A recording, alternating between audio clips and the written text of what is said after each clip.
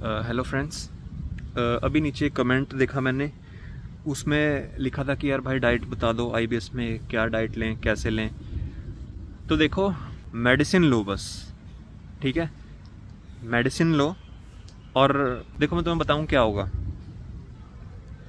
ठीक है। जो सिम्टम आ रहे हैं वो तो तुम्हें आएंगे ही, तुम कुछ भी खाओगे, क्योंकि आईबीएस वाले सब कुछ खाकर ट्राई कर चुके होते हैं, ठीक है। तो तुम सोच रहे हो कि हम क्या खाएं जिससे कि हमें आईबीएस में क्या खाएं। आईबीएस में तुम दवाई खाओ। और ये चीज़ कैसे ठीक होने लगती है मैं तुम्हें बताता हूँ। जैसे मुझे तो बहुत हार्ड आती थी, ठीक है। तो क्या होता है कि जब तुम महीना 2 महीना मेडिसिन लेते हो ना, तो वो कंसिस्टेंसी ठीक होने लगती है। ऐसा नहीं है कि फिर कि आपको तुमको बिल्कुल ही हार्ड आनी बंद हो जाएगी। हाँ, तुम्हें ऐसा होएगा कि नॉर्मल आनी शुरू हो जाएगी, कि मुझे पॉटी नॉर्मल आ रही है, ठीक है। फिर हुआ कि कोई हफ्ता 10 दिन में एक बार फिर से थोड़ी सी हार्ड आ जाए, ठीक है।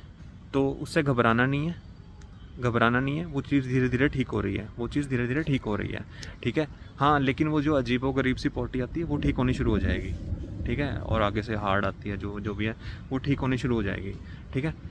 फिर क्या होगा, कुछ महीने, कुछ मंथ्स निकलेंगे, तो फिर क्या कहते हैं, तुम्हें नॉर्मल आ रही है, बीच बीच में कभी होता है थोड़ी हार्ड आ जाएगी, पर मैक्सिमम तुम्हें नॉर्मल आनी शुरू हो जाएगी। फिर धीरे धीरे धीरे धीरे धीरे जब तुम साल मतलब 1 ईयर का कोर्स कंप्लीट कर लोगे, बहुत अच्छी हो जाएगी, तुम्हें बहुत अच्छी नॉर्मल आने लग जाएगी, ठीक है। फिर जो आपकी पॉटी है, जो स्टूल है, वो काफ़ी नॉर्मल आने लग जाएगी, ठीक है। फिर एक ऐसा टाइम आएगा जब 1 साल कंप्लीट होएगा उसके बाद, कि तुम्हें बिल्कुल ही नॉर्मल आने लग जाएगी। फिर तुम्हें होएगा कि सिर्फ हमें अब मेडिसिन छोड़नी है, ठीक है। उस टाइम बस ऐसा होएगा कि बस अब मेडिसिन छोड़नी है।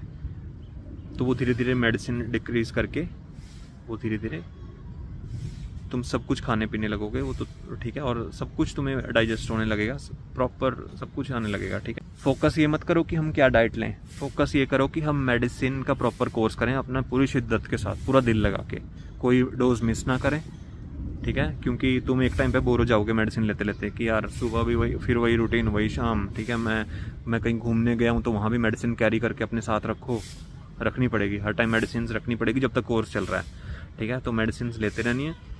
डाइट के ऊपर इतना फोकस मत करो, सिर्फ फोकस करो ठीक होने पे।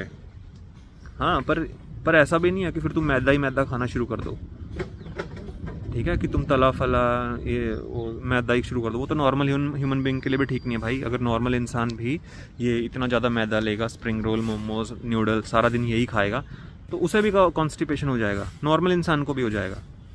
पानी नहीं पिएगा, सिर्फ मैदा लेगा, फाइबर बिल्कुल लेगा ही नहीं। ऐसा भी नहीं कि बिल्कुल ही फिर छोड़ दिया कि मैं तो अब तो सब कुछ ही खाऊंगा।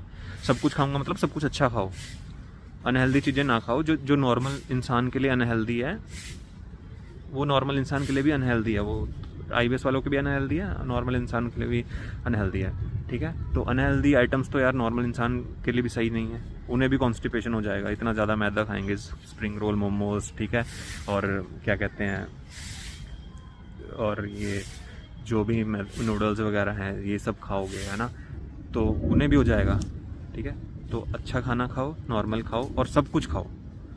हाँ, अगर तुम्हारा मन कर रहा है स्प्रिंग रोल, मोमोज खाने का, दिन में थोड़ा सा खा लिया, पर फिर उसके साथ फ्रूट्स भी खाए, ठीक है। सैलड भी ले लिया, थोड़ा दही भी ले लिया, मतलब बैलेंस रखो इस चीज़ को। ये नहीं है कि फिर वो मैदे के ऊपर ही हो जाना है, ठीक। Okay, bye.